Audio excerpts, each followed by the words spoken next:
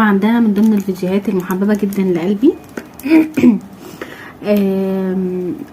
الحاجات دي يا بنات اشتريتها من اسكندريه من فتح الله اللي في بيانكي. وطبعا في حاجات انا كنت جايباها من فتح الله اللي في العجمي ستار بالعجمي. وطبعا بالنسبه للاسعار في حاجات يعني مكتوب عليها سعرها فهقدر اقول لكم، وفي حاجات مش هبقى قادره افتكر سعرها، وفي حاجات طبعا عارفه سعرها.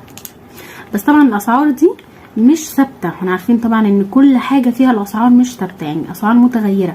والحاجات دي ذات نفسها ممكن تروحوا تلاقوا الحاجه دي، ممكن تروحوا ما تلاقوهاش، بس طبعا ممكن قوي تطلبوها من المكان ويجيبها لكم.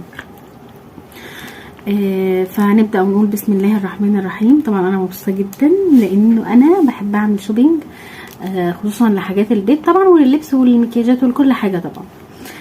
فنبدا بالطبق الصغنن الجميل.